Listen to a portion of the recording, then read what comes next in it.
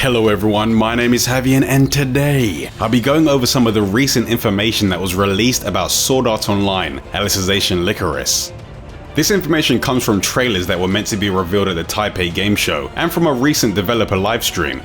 The trailer was revealed in various regions, but surprisingly, there were a few differences between what was shown in the Japanese, European and American trailers.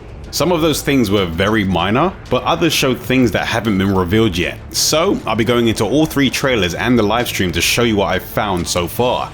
The first major things are character creation and multiplayer. I know a lot of people have been asking if there will be character creation in this game, but now it's been revealed.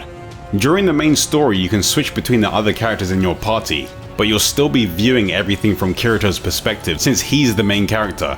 But when you jump online, you'll be able to use a custom avatar to play with your friends or other people that you meet online. I'm not sure if they'll ever make the custom avatar playable in the main game, but allowing people to customize and use the avatar in offline mode after the main story is finished seems like a good compromise, so we're just gonna have to wait and see what they're going to do.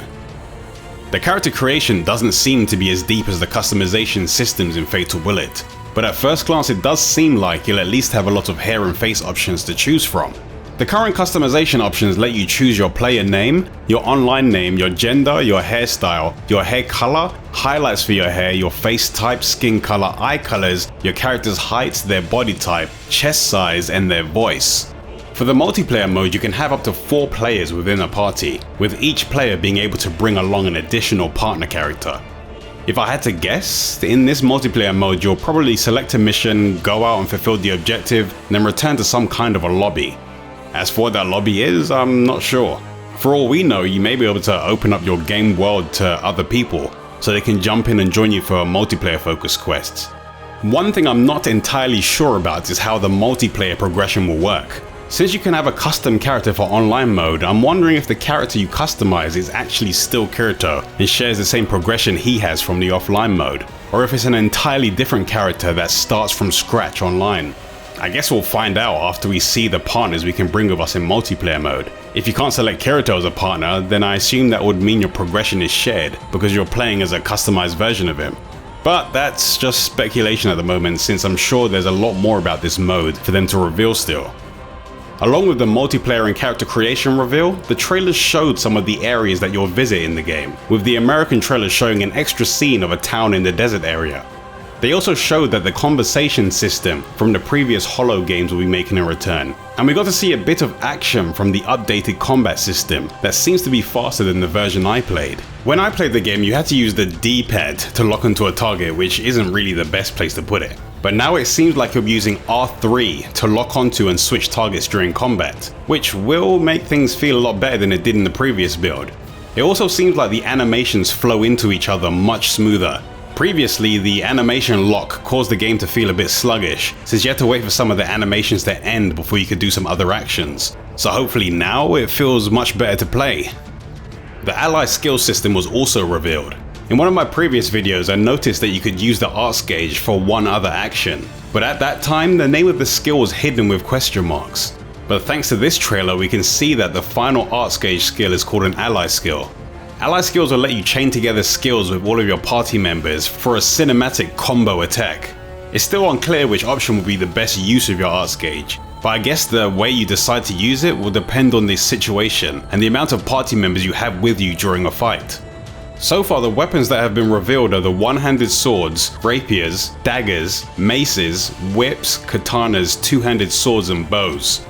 We've seen characters that are using most of the weapons so far, but I don't think I've actually seen anyone using a mace yet, so I wonder if we're going to get a party member that does use that weapon. And I'm not sure if this was intended or not, but based on the trailer it seems like whips have a sword skill that they can use in mid-air. When I tried to do this with one-handed swords I fell to the ground before they had a chance to activate. I could probably just be reading too much into this and it's just a launching skill that has a few follow-up attacks when you're in the air, or maybe it could actually just be something that's unique to whips. Either way, it would be nice if each weapon type had something that makes them unique and changes your playstyle. Bows were also briefly shown.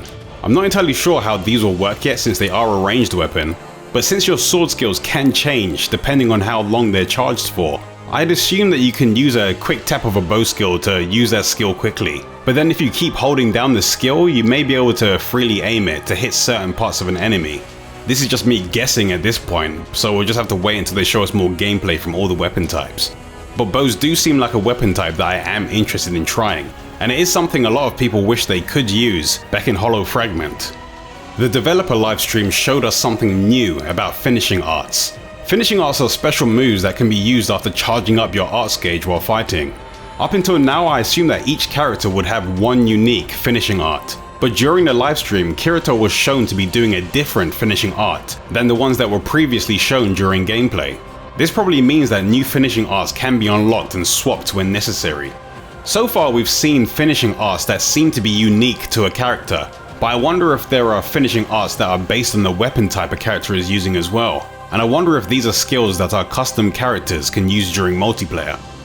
Now onto one of the major things that they talked about during the trailers, and that's the ability to customize your party members' AI. A major complaint that I've seen from a lot of people that play the Sword Art Online games has been how unreliable their party members are. But this time, it seems like Alicization Lycoris will have the deepest AI customization out of all the Sword Art Online games. It seems like the game will be using a customization system similar to the Gambit system used in Final Fantasy XII. As your party members fight, they'll react to situations based on their default settings, and it seems like you can praise them like in the previous games when they take actions you'd like them to keep doing. But you can take this to the next level and manually customize the way they react, and it seems like you'll be able to customize their actions in great detail. You seem to be able to choose the action a party member should take depending on the current state of enemies or certain situations that occur during a fight. This was demonstrated in the gameplay video I made recently, where each time an enemy was stunned, Yu-Gi-Oh would run up and launch the enemy into the air, so that I could follow up and perform an air combo. If I was able to control the AI in the version I played, I could then manually adjust that behavior so that he uses a specific sword skill after a few seconds have passed. That will give me enough time to use a sword skill in between his ones to get a chain burst combo going.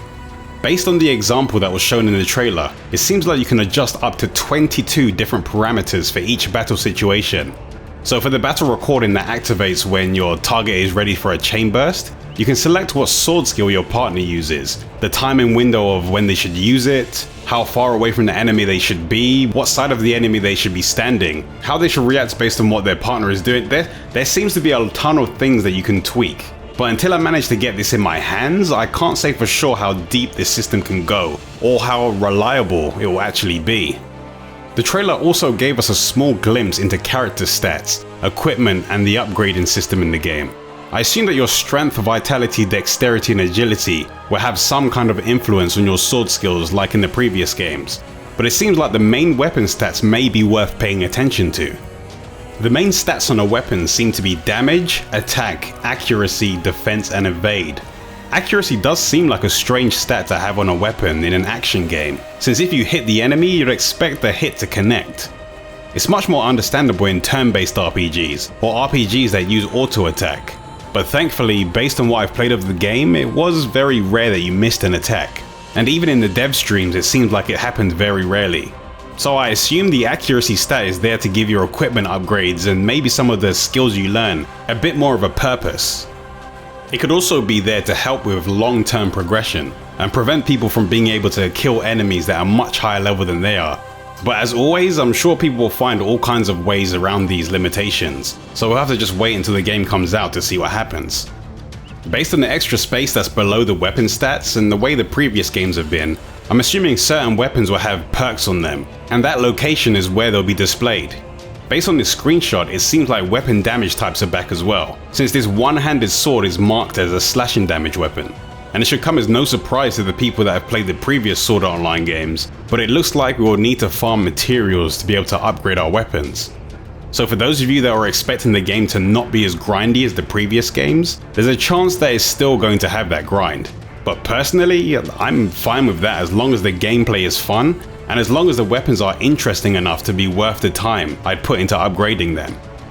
I'm glad that they're starting to finally show more information about this game, but it looks like we'll need to wait until the next dev stream or trailer to find out more. So, if you enjoyed this video, then please leave it a like, And if you want to see more videos from me, then remember to subscribe and click that bell so you can get notifications when the next video goes live. And if you want to stay up to date with everything I'm doing, then you can follow me over on social media. The links to where you can find me are in the description.